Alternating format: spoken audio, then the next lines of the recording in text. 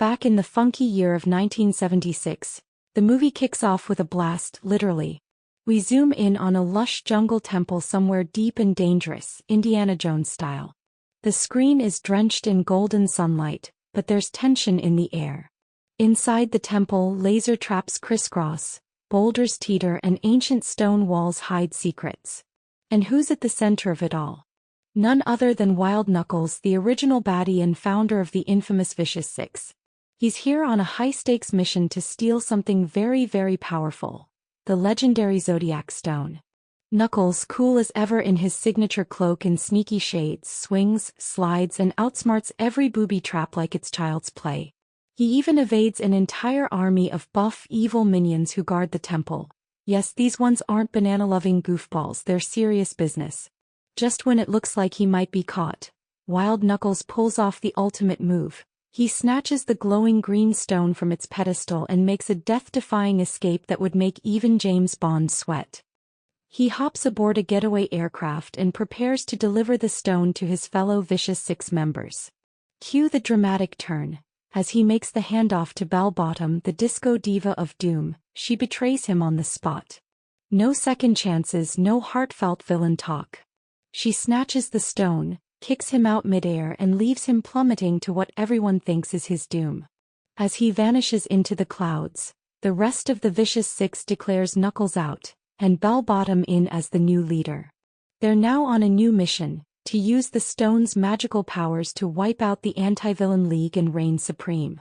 And just like that, the adventure begins. Now let's start the story of our fierce guru.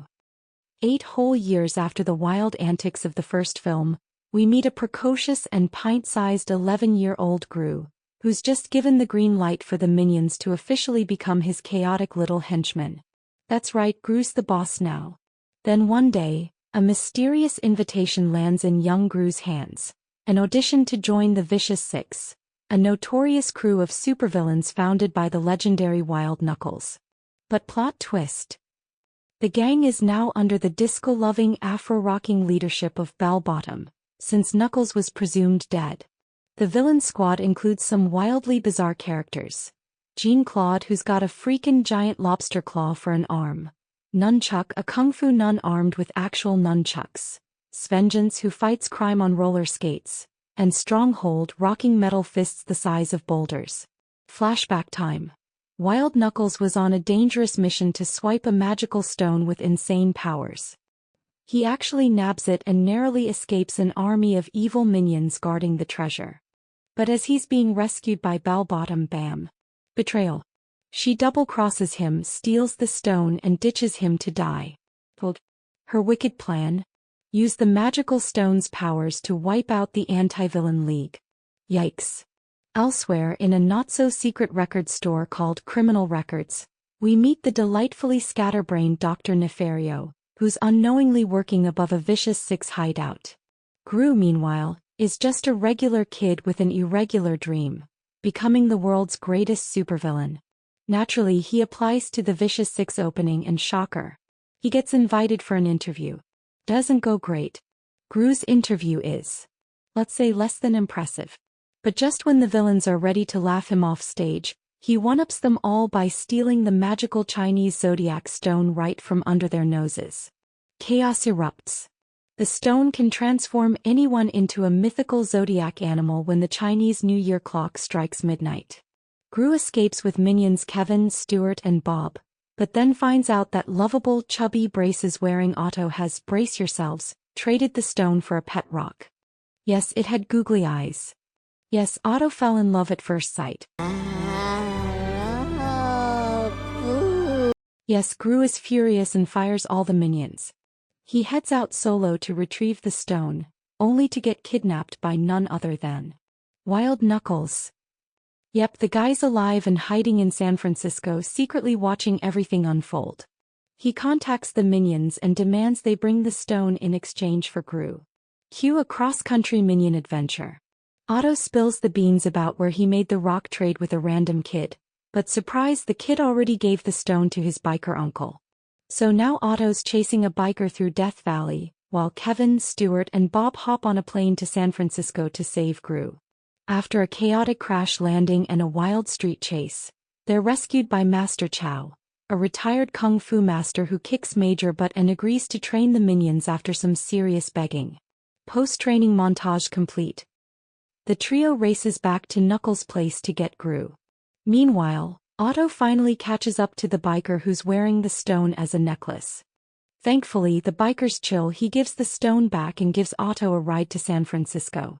While all this is happening, Gru and Knuckles start bonding. With Knuckles' crew out of commission thanks to Chow's moves, Gru saves him from becoming Croc Chow and they decide to rob the legendary Bank of Evil, pulling off a heist so slick they walk away with the actual Mona Lisa. But the good vibes don't last. When they return home, they find Knuckles' lair in ruins, trashed by the vicious six who are on Gru's tail. Knuckles throws in the towel, but Gru's not about to give up. The action hits its peak at a dazzling Chinese New Year parade in Chinatown. Otto and Gru reunite just in time, stone in hand, but get ambushed by the vicious six. As midnight strikes, the villains unleash the stone's power, turning themselves into Zodiac creatures. They kidnap Gru and drag him to a clock tower, planning a dramatic villainous execution. But our tiny heroes aren't done yet. Kevin, Stuart, and Bob storm the tower to save Gru, but are transformed into a rabbit, a goat, and a rooster. Still, with their training from Master Chow, they tap into their inner beast mode and unleash some serious kung fu. Knuckles comes charging back for the final showdown and battles Bell Bottom, but takes a major hit, burned badly while trying to reclaim the stone. Otto saves the day by getting the stone to Gru, who turns the vicious six into rats. Seriously, rats. They are arrested and Knuckles is rushed to the hospital where it seems he doesn't make it. At the funeral, Gru gives a touching and teary tribute to his new mentor. Until Knuckles literally pops out of his coffin very much alive. With the vicious six down and justice served, Gru rehires the minions and he and Knuckles ride off into the sunset, partners in crime literally. And wait, there's more. In the mid-credits scene, Gru, touched by Nefario's funky invention that helped him nab the stone, officially recruits him to the team. Nefario's hesitant at first but gives in after some dramatic begging and flattery, of course, blasting off with Gru and the minions on a jet that looks a lot like the one from future films. The villainous journey has officially begun. Cue the mayhem. So, if you're all about wild heists, magical stones, mischievous minions, and a whole lot of banana-fueled chaos, don't miss a beat. Subscribe now for more epic adventures, laugh-out-loud moments, and villainous fun straight from Gru and the gang. Whether you're Team Minion or just here for the madness, we've got more mayhem coming your way. Hit that subscribe button like it's a stolen Zodiac Stone. You won't regret it.